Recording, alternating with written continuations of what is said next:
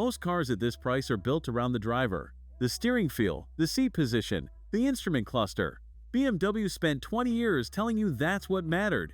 The i7 xDrive60 is BMW telling you something different. The best seat in this car is not the one behind the wheel.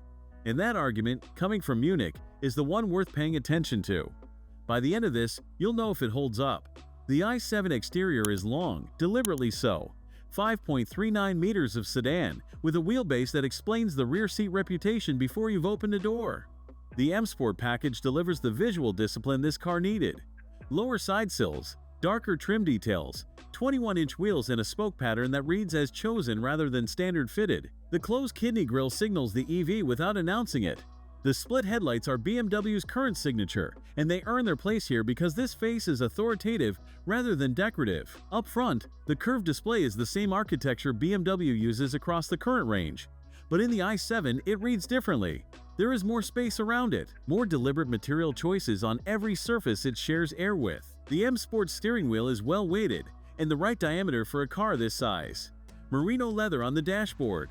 Crystal glass on the iDrive controller, which I find genuinely satisfying to use in a way I didn't expect to admit.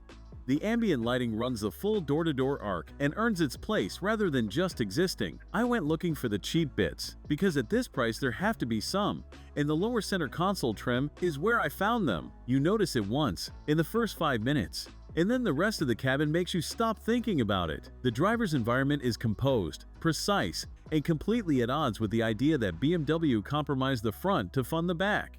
They didn't. What they did in the rear is simply a different category of ambition.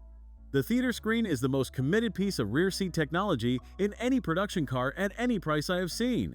31 inches, 8K resolution, Amazon Fire TV built in, which means Netflix, and the kind of picture quality that makes you reassess what a screen at home should be. Each rear door carries a 5.5-inch control panel. Massaging seats are standard on the xDrive60.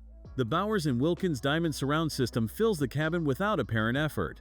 I have spent time in cars at 200,000 euros with a less considered rear environment than this one. I was not expecting to say that, and I noticed it quickly. The honest negative is the center rear pass-through. It is tight, genuinely tight, for a car that has committed this hard to the 3-passenger rear case. That is a real oversight, and BMW should know about it. The automatic doors are optional. 3 separate people mentioned them to me without prompting when I described the car afterward. Small details earn disproportionate trust. Up front, the curved display is clean and immediately logical. The M Sport steering wheel is where the driver's case begins. And for a car this size, it returns more road feel than the weight suggests it should have any right to. 500 liters of boot space, around 17.7 cubic feet. Slightly less than the combustion 7 Series because the battery lives in the floor. The charging cable has its own dedicated compartment, separated from everything else in the load area. Someone on the engineering team charges one of these regularly. That kind of thinking always shows up in small places. 536 horsepower through all 4 wheels. 745 Nm of torque from 0 RPM. 4.7 seconds to 100 km per hour, around 4.5 seconds to 60 miles per hour. Serene, silent, and completely done before you've processed the decision to accelerate. From 135,900 euros. The Mercedes EQS is on the same shortlist. It offers more range, a more aerodynamic body, and a different version of what a flagship should do. What it does not offer is this rear seat experience. The i7 xDrive60 is the only car at this price where an hour in the back seat changes how you think about the one in front. I found myself looking forward to the return journey before the outward one was finished. That is not a sentence a driver's car usually earns. For most people choosing at this price, the seat that matters is the one this car was built for. And on that argument, it wins clearly. Thanks for watching.